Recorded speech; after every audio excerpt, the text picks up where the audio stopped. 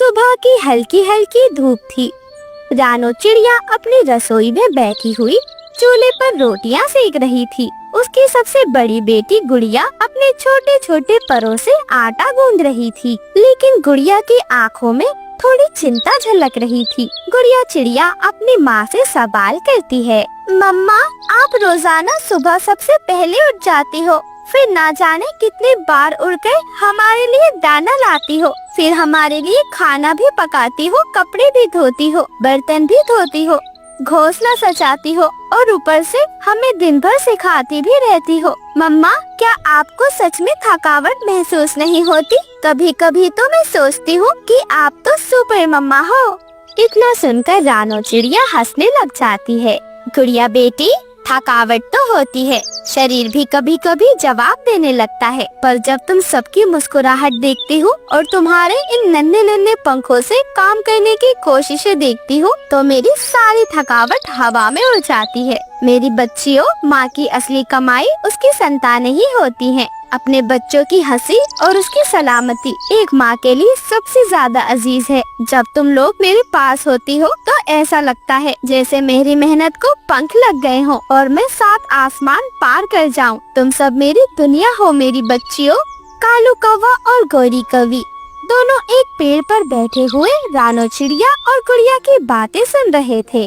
कालू जी, आपने देखा रानो की बेटियां कितनी सुंदर ताजा ताजा लगती हैं। हर बार जब मैं उन्हें डाल पर खेलते हुए देखती हूँ तो सोचती हूँ, अगर किसी बड़े शिकारी को इनकी मैं खबर दे दूँ तो क्या हमें कुछ नहीं मिल सकता? जंगल का सबसे कीमती इनाम है ये, और शायद हमें जंगल में कोई ऊंचा पद भी मिल जाए। गौरी, तुम्हारी सोच तो आज वाकई काबिले तारीफ है। देखो देखो, हम दोनों कब से सोच रहे थे कि कैसे रानो चिड़िया को कमजोर करे। मेरी चाल को गौर से सुनो गौरी, हम अब बंटी कबूतर और मिठू तोते को फंसा लेंगे। हम अफवाह फैला देंगे कि रानो ने उनके घोंसले से दाने चुराए हैं। जंगल के सारे पक्षी और जानवर उनसे दूरी बना लेंगे और फिर रानो चिड़िया अकेली पड़ जाएगी। फिर उसकी मासूम बेटियां हमारे लिए खेल की चीज बन जाएंगी। वाह वाह कालू जी, ये तो कमाल की योजना है। और जब जंगल उसे चोर समझेगा तो कहीं मुंह दिखाने लायक नहीं रहेगी छोटी चिड़िया। हम उसके लिए ताबूत तैयार कर देंगे, वो भी बिना लकड़ी के।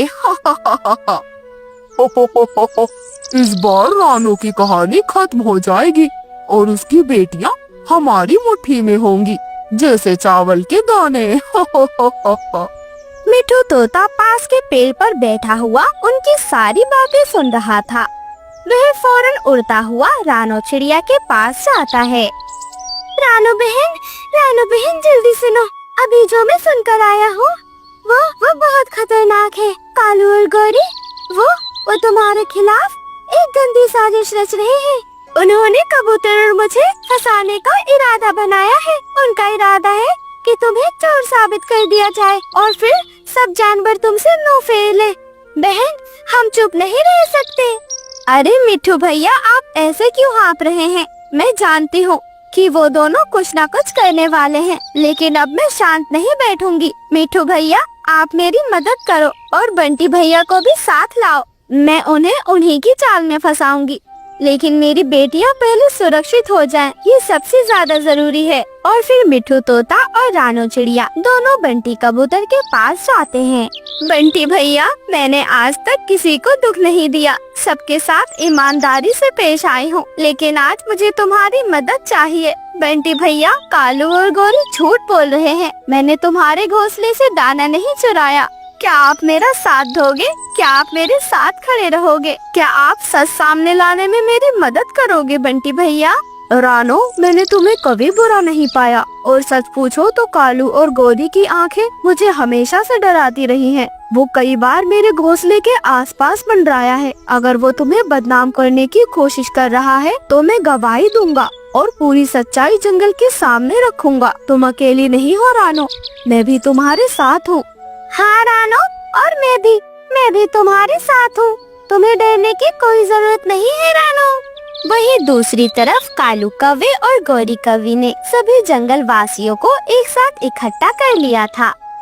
जंगल वासियों, हम सब जानते हैं कि रानो ने बंटी कबूतर और मिठू तोते के घोंसले से दाना चुराया है और ये जंगल का नियम है कि चोर को सजा मिले। देखो, अगर हम ऐसे कर्मों पर चुप रहेंगे तो जंगल में अराजकता फैल जाएगी।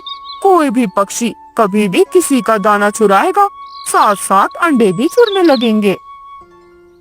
हाँ हाँ, कालू जी बिल्कुल सही कह रहे हैं दोस्तों। सोचो जरा, आज दाने की चोरी हुई है, अगर कल अंडे चुरने लगे तो क्या बनेगा।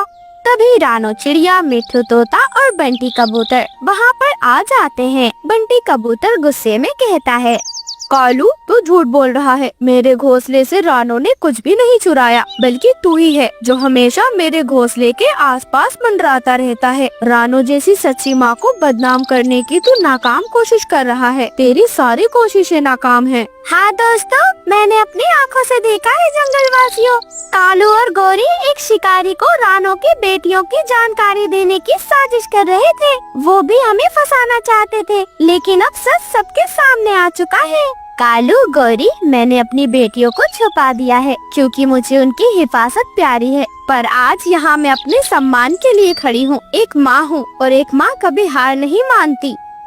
तभी जंगल की इच्छाधारी नागिन, जो जंगल की रखवाली थी, वह गुस्से से कहती है, कालू कवि, गौरी कवि, तुम दोनों ने जंगल की एक सच्ची माँ को बदनाम करने की कोशिश की है और तुमने मासूम बच्चियों को बेचने की योजना बनाई। जंगल का कानून तुम जैसे धोखेबाजों को कभी माफ नहीं करेगा। तुम दोनों को आज से इस जंगल से निकाल दिया जाता है। अगर दोबारा इस जंगल में तुम्हारी परछाई भी दिखी तो मैं खुद तुम्हें ऐसे ही निगल जाऊंगी। याद रखना, जब जब इस जंगल में बच्चों पे या फिर मासूम पक्षियों पे खतरा मंडराएगा, सबसे आगे मैं खड़ी रहूंगी। ऐसे ही कालू कौवा और गौरी कवि हमेशा के लिए जंगल छोड़कर चले जाते हैं।